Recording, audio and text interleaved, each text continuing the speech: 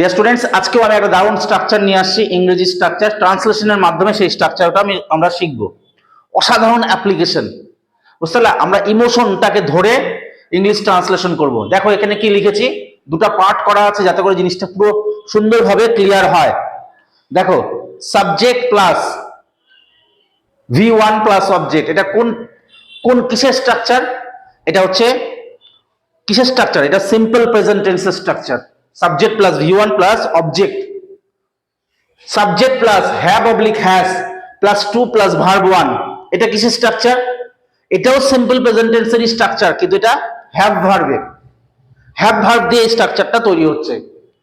দুটোর ইমোশন, দুটো স্ট্রাকচারের যে বাংলার যে ইমোশনটা, আমরা দুটো স্ট্রাকচারকে একই ক্ষেত্রে ব্যবহার করব না, কখনোই আমরা একই ক্ষেত্রে ব্যবহার করতে পারবো না। দুটো স্ট্রাকচারকে আমরা কখনোই একই ক্ষেত্রে ব্যবহার করতে পারবো না, এই জিনিসটা খেয়াল থাকে যেন। দুটো স্ট্রাকচারকে আমরা কখনোই একই ক্ষেত্রে ব্যবহার করতে পারবো না। কখন কোন স্ট্রাকচার ব্যবহার হবে সেই জিনিসটা এখানে তোমরা ভালো করে দেখে নাও। দেখো কি বলছে, সিম্পল প্রেজেন্ট টেন্স। আমি প্রতিদিন সকাল 6টায় ঘুম থেকে উঠি, এটা কি কোন টেন্স? এটা সিম্পল প্রেজেন্ট টেন্স। করি, যাই, পড়ি, খেলি, ঘুমাই, নাচি, আবিষ্কার করি, ডাকি, গান করি, ডান্স করি, গাড়ি চালাই, লিখি, এই যে সেন্স, এই যে ইমোশন, ন্যাচারাল অ্যাক্টিভিটিস গুলো বর্তমানে, সেটা আমরা সবই কোন টেন্সে ব্যবহার করি? Simple present tense. এখান থেকে আমরা সিম্পল প্রেজেন্ট টেন্সটাও শিখে নিব। সেক্ষেত্রে আমরা কোন টেন্স ব্যবহার করি? সেখান থেকে আমরা ব্যবহার করি সিম্পল প্রেজেন্ট টেন্স। ইমোশনটা কিরকম থাকে? করি, যাই, পড়ি, খেলি, নাচি, খেলি, ডান্স করি, সিং করি, গান করি, আবিষ্কার করি, ধ্বংস করি, এই যে ঘুরে বেড়াই, এই যে স্ট্রাকচার, এই যে ইমোশন, সেই ইমোশনকে আমরা সিম্পল প্রেজেন্ট টেন্স দিয়ে কি করি? এক্সপ্লেন করি। তার ফর্মুলা কি? Subject plus V1 plus object, third person হলে এস বা এস যোগ হয়। কার সাথে? ভার্বের সাথে। আমি প্রতিদিন সকাল 6টায় ঘুম থেকে উঠি, এই যে এটা কি হবে? এভরিডে আই, এভরিডে আই, ওঠা ইংরেজি কি? গেট আপ বা wake up at 6 a.m. in the morning.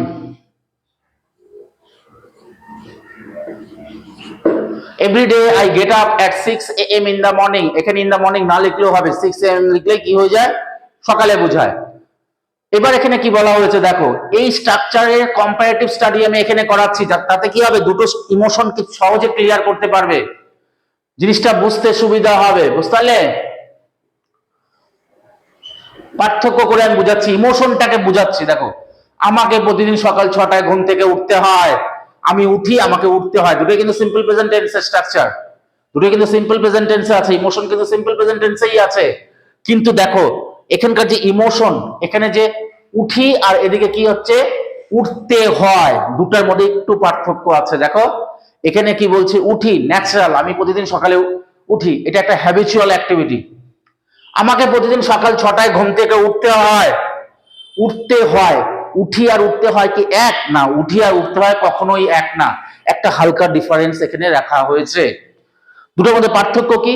এখানে উঠি মানে আমি উঠি, নর্মাল, হ্যাবিচুয়াল, এটা আমার হ্যাবিট, উঠলে উঠলাম, না উঠলে উঠলাম, একটা বলা হলো যে আমি উঠি। কিন্তু এখানে উঠতে হয়, তার মানে কি আমাকে উঠতেই হয়, তার মানে এখানে আমার উপরে কি আছে? একটা প্রেশার আছে। হয়তো আমার পড়া আছে 6:30 বা 7টার থেকে, সেজন্য সকাল 6টায় আমাকে ঘুম থেকে উঠতে হয়, বা সকালে আমাকে ট্রেনিং এ যেতে হয়, ওয়াকিং এ, এনসিসি করি আমি, তখন আমাকে সকাল 6টায় ঘুম থেকে উঠেই বেরিয়ে যেতে হয়। এই যে এখানে হালকা প্রেশার বর্তমানে কর্তার উপরে, বর্তমানকালে কর্তার উপরে যখন কোনো হালকা প্রেশার থাকবে কোনো কাজ করতে গিয়ে, তখন আমরা কি ব্যবহার করব? এই ফর্মুলা ব্যবহার করব, have to oblique has to plus V1। Have to বসবে ফার্স্ট পারসন, সেকেন্ড পারসন এবং সমস্ত প্লুরালের ক্ষেত্রে, আর হ্যাজ টু বসবে থার্ড পারসন সিঙ্গুলার নাম্বারের ক্ষেত্রে। আমাকে প্রতিদিন সকাল 6টায় ঘুম থেকে উঠতে হয়, কি হবে? আই হ্যাভ টু, এখানে তখন আই গেট আপ হবে না, এই ইমোশনটাকে বোঝো, I have to get up at 6 a.m. Everyday. আমি এখানে আর ইন দা মর্নিং দিলাম না, বুঝতে পারলে? নেক্সট এক্সাম্পল দেখো, রবিবাবু প্রতিদিন 2 ঘন্টা হাঁটে, কি আছে? বা রবিবাবু প্রতিদিন হাঁটে, বুঝতে পারলে? 2 ঘন্টা হাঁটে, দেখো কি হবে? হাঁটে, করি, যাই, পড়ি, খেলি, ঘুমাই, নাচি, দৌড়াই, সাঁতার কাটি, ঘুমাই, গাড়ি চালাই, ধ্বংস করি, সৃষ্টি করি, এই যে সেন্স, এটা সিম্পল প্রেজেন্ট টেন্স। হাঁটে, 2 ঘন্টা হাঁটে, তাহলে কে হাঁটে? রবি বাবু। হাঁটা ইংরেজি কি? ওয়াক, থার্ড পার্সন, এখানে কি হবে? ওয়াকস। রবি বাবু ওয়াকস, থার্ড পার্সনের জন্য কি হলো? রবি বাবু প্রতিদিন 2 ঘন্টা হাঁটে, সিম্পল প্রেজেন্ট টেন্স। কোন টেন্স? Simple present tense. এর জন্য কি হলো? রবি বাবু ওয়াকস কত ঘন্টা? 2 ঘন্টা। For 2 hours every day. হলো রবি বাবু কে? রবি বাবুকে প্রতিদিন 2 ঘন্টা হাঁটতে হয়। হাঁটে আর হাঁটতে হয় একই মানে? হাঁটে আর হাঁটতে হয় কিন্তু একই মানে নয়। হাঁটে একটা ন্যাচারাল ওয়াক, হ্যাবিচুয়াল অ্যাক্টিভিটি, আর হাঁটতে হয় মানে হচ্ছে তার উপর বাধ্যবাধকতা আছে, কোনো কোনো প্রেশার আছে, কোনো একটা দায়বদ্ধতা আছে, প্রতিদিন হাঁটে। হয়তো সে খুব মোটা, তার হয়তো ডায়াবেটিস, সুগারের পেশেন্ট, তাই তাকে প্রতিদিন 2 ঘন্টা হাঁটতে হয়। এই যে একটা প্রেশার, চাপ, কোন একটা কম্পালশন যাকে বলে, তখন আমরা এই কম্পালশনটা বর্তমানের সেন্সে বোঝালে তখন আমরা এই ফর্মুলা ব্যবহার করব। তাহলে রবি বাবু হ্যাজ টু, এখানে হ্যাভ হবে না, হ্যাজ টু। কেন? Third person singular number. Has to walk, ওয়াকের পরে ওয়াকস হয় না কখনো। Walk for 2 hours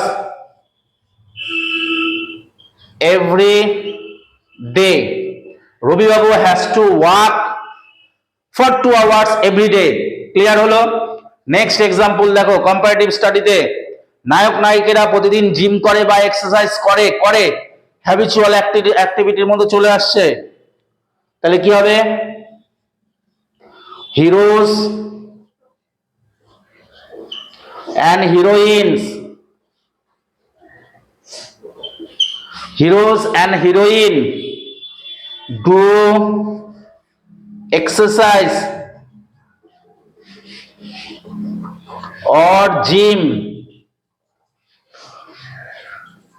every day। হলো? এবার নায়ক নায়িকাদের প্রতিদিন জিম করতে হয়। হিরোজ, এই যে করতে হয়, দেখো করতে হয় মানে একটা কম্পালশন, কম্পালশন মানে একটা দায়বদ্ধতা, দায়বদ্ধতা মানে তার উপরে একটা কোনো চাপ আছে, না করলে হবে না। নায়ক নায়িকারা যদি জিম না করে তাহলে কি হবে? তাহলে তাদের তাদের বডি শেমিং হবে না, এবং বডি যদি তাদের ভালো না থাকে, গ্ল্যামারাস অ্যাট্রাকটিভ না থাকে, তাহলে তাদের কি হবে? দর্শকের কাছে জনপ্রিয়তা কমে যাবে। তাই তো, তাই তাকে তাদের করতে হয়। দুটার মধ্যে পার্থক্য আছে, করে আর করতে হয়। তাহলে heroes and heroines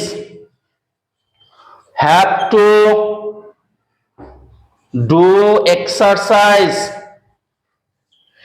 or gym every day।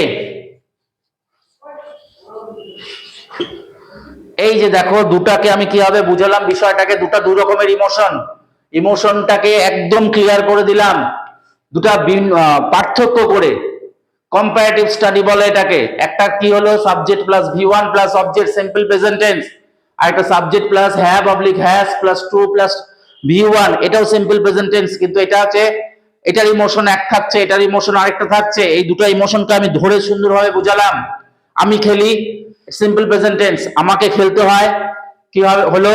Simple present টেন্সের কি হচ্ছে? কম্পালশন হচ্ছে। তখন আমি আই প্লে হবে না, তখন এখানে ব্যবহার করতে হবে I have to play.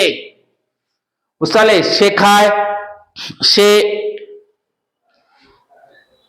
Say exercise করে, সিম্পল প্রেজেন্ট টেন্স, তাকে এক্সারসাইজ করতে হয়। কি? সিম্পল প্রেজেন্ট টেন্সই, কিন্তু কম্পালশন বোঝাচ্ছে, তখন হ্যাজ টু ব্যবহার বা হ্যাভ টু ব্যবহার করতে হবে। আমি করি, আই ডু, আমাকে করতে হয় আই হ্যাভ টু ডু। সে গান করে, শি সিংস বা হি সিংস, তাকে গান করতে হয় she has to sing or he has to sing. মাঠে কাজ করে, the farmers work in the field. আর কৃষকদের মাঠে কাজ করতে হয়, the farmers have to work in the field.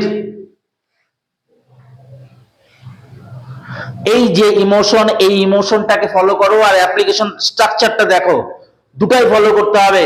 ল্যাঙ্গুয়েজকে রপ্ত করতে গেলে, স্ট্রাকচার লেখা শিখতে গেলে। তাই যারা আমার ভিডিও নতুন দেখছো এবং আমার এই ভিডিওকে শেয়ার করে দাও বন্ধুদের মধ্যে। আর যারা নতুন আছো তারা আমার চ্যানেলটাকে অবশ্যই সাবস্ক্রাইব করবে।